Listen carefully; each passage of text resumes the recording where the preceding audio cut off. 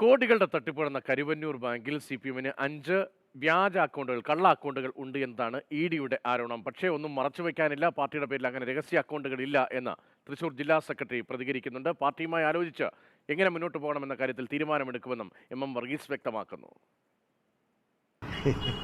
Notice എൻ്റെ കയ്യിൽ കിട്ടിയിട്ടില്ല.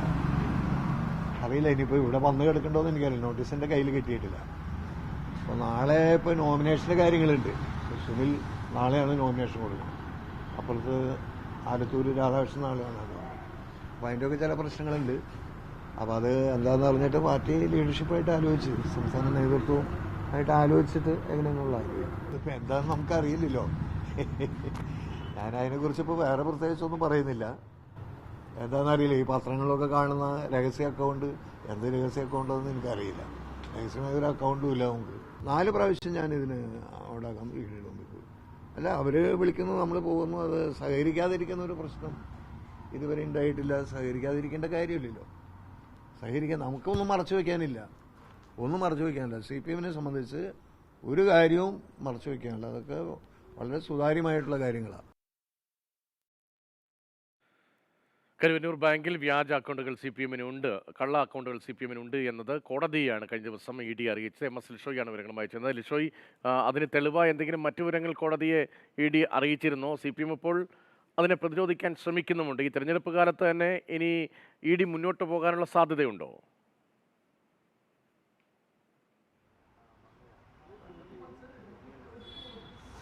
തീർച്ചയായും തൃശ്ശൂരിലെ ഏറ്റവും പ്രധാനപ്പെട്ട ഒരു തെരഞ്ഞെടുപ്പ് ചർച്ചാ വിഷയമാക്കാൻ തന്നെയാണ് ഇത് സംബന്ധിച്ച് പ്രതിപക്ഷ പാർട്ടികൾ മുന്നോട്ട് വയ്ക്കുന്ന ഒരു കാര്യം. അതായത് കരുവന്നൂർ ബാങ്ക് തട്ടിപ്പുമായി ബന്ധപ്പെട്ട് CPM-നെ പ്രതിക്കൂട്ടിലാക്കുന്ന രീതിക്കുള്ള പ്രചാരണ പരിപാടികളാണ് പ്രധാനമായും BJP-യുടെ ഭാഗത്തു നിന്നായാലും കോൺഗ്രസിൻ്റെ ഭാഗത്തു നിന്നായാലും ഉണ്ടാകുന്നത്. ഇതിൽ കഴിഞ്ഞ ദിവസം ED കോടതിയിൽ സമർപ്പിച്ച രേഖകളിലാണ് ഇത് സംബന്ധിച്ച് കരുവന്നൂർ ബാങ്കിൽ CPM-ന് വ്യാജ അക്കൗണ്ടുകൾ ഉണ്ട് ഉൾപ്പെടെയുള്ള ആരോപണങ്ങൾ ഉയർന്നു വന്നത്. പക്ഷേ ഇതെല്ലാം തന്നെ CPM നേതാക്കൾ എതിർക്കുകയാണ്. കാരണം അങ്ങനെ ഒരു അക്കൗണ്ടിൻ്റെ ആവശ്യമില്ല. തങ്ങൾക്ക് ഈ CPM-ന് പാർട്ടി അക്കൗണ്ടുകൾ ഉണ്ടാകുന്നത് സ്വാഭാവികമാണ്. അതിനെ കരുവന്നൂർ ബാങ്ക് തട്ടിപ്പുമായി ബന്ധപ്പെടുത്തേണ്ട ആവശ്യമില്ല എന്നുൾപ്പെടെയുള്ള ഒരു നിലപാടാണ് CPM-നുള്ളത്. പ്രത്യേകിച്ചും ED-യെ ഉപയോഗിച്ച് കേന്ദ്ര സർക്കാർ പല തരത്തിലും CPM-നെയും അതുപോലെ തന്നെ പ്രതിപക്ഷ പാർട്ടികളെയും പ്രതിരോധത്തിലാക്കുന്നതിന് വേണ്ടിയുള്ള പലവിധ തന്ത്രങ്ങൾ പയറ്റുന്നതായാണ് CPM-ന്റെ ഒരു കണക്കുകൂട്ടൽ. അതുകൊണ്ട് തന്നെ ഇതിനെ ആ രീതിക്ക് തന്നെ കാണാനാണ് പാർട്ടി നേതൃത്വം പറയുന്നതും. ബാങ്ക് തട്ടിപ്പിലൊക്കെ കർശനമായ നടപടി ഉണ്ടാകുമെന്ന് പ്രസംഗത്തിൽ പരാമർശിക്കുകയൊക്കെ ചെയ്തൊരു രാഷ്ട്രീയ സാഹചര്യം കൂടിയുണ്ടല്ലോ. ഇഡിയുടെ ഭാഗത്ത് നിന്ന് എന്തെങ്കിലും തരത്തിലുള്ള പുതിയ നീക്കങ്ങളുണ്ടോ? CPM-ന്റെ ഭാഗത്ത് നിയമപരമായി എന്തെങ്കിലും നീക്കങ്ങളുണ്ടോ?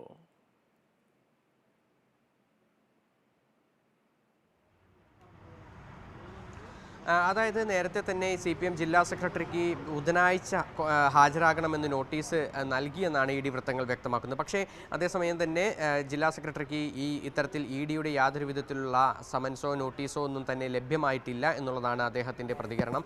നാളെ എന്തായാലും ഈ ED-ക്ക് മുന്നിൽ CPM ജില്ലാ സെക്രട്ടറി M വർഗീസ് ഹാജരാകില്ല. കാരണം നാളെയാണ് തൃശ്ശൂരിലെ LDF സ്ഥാനാർത്ഥി VS സുനിൽകുമാർ നാമനിർദ്ദേശ പത്രിക നൽകുന്നത്. അതുകൊണ്ട് തന്നെ നാളെ എന്തായാലും ED-ക്ക് മുന്നിൽ ഹാജരാകില്ല. അതേസമയം തന്നെ ഇപ്പോൾ ഇതിനോടകം തന്നെ ED-യെ പല വിധത്തിൽ രാഷ്ട്രീയ സമ്മർദ്ദങ്ങൾക്ക് ഉപയോഗിക്കുന്നുവെന്ന ആരോപണങ്ങൾ നിലനിൽക്കുന്നതിനാൽ തന്നെ ഈ തെരഞ്ഞെടുപ്പ് കാലത്ത് തന്നെ കൂടുതൽ നടപടികൾ ഉണ്ടാകുമെന്ന് CPM പ്രതീക്ഷിക്കുന്നു. കാരണം അത് പല സംസ്ഥാനങ്ങളിലും സമാനമായ രീതിയിൽ ഉണ്ടാകുമെന്നുള്ളതാണ് കണക്കുകൂട്ടൽ. അതുകൊണ്ട് തന്നെ കരുവന്നൂർ കേസുമായി ബന്ധപ്പെട്ട് പല വിധത്തിലും CPM നേതാക്കൾക്ക് ഇനിയും നോട്ടീസ് നൽകാൻ സാധ്യതയുണ്ട്. അതിനോടൊപ്പം തന്നെ ഒരുപക്ഷെ മറ്റേതെങ്കിലും തരത്തിലുള്ള നടപടിക്രമങ്ങളിലേക്ക്, അറസ്റ്റ് ഉൾപ്പെടെയുള്ള നടപടിക്രമങ്ങളിലേക്ക് കടക്കുകയാണെങ്കിലും അതിനെ നേരിടാൻ സജ്ജമായി തന്നെയാണ് CPM ഇരിക്കുന്നതെന്നാണ് നേതാക്കൾ വ്യക്തമാക്കുന്നത്. കരുവന്നൂർ ബാങ്കിൽ CPM-ന് അക്കൗണ്ടുകളുണ്ട്. ആ അക്കൗണ്ടുകളുടെ വിവരം ലഭിച്ചു എന്നാണ് കഴിഞ്ഞ ദിവസം കോടതി ED അറിയിച്ചത്. പക്ഷേ അതിനെ പ്രതിരോധിക്കുകയാണ്. CPM തെരഞ്ഞെടുപ്പ് രംഗത്തൊരു പ്രധാനപ്പെട്ട വിഷയമായി അതിനെ ഉയർത്തിക്കൊണ്ടുവരാനും BJP ശ്രമിക്കുന്നുമുണ്ട്. MS ലിഷോയാണ് തൃശ്ശൂരിൽ നിന്ന് വിവരങ്ങൾ നൽകിക്കൊണ്ടിരിക്കുന്നത്.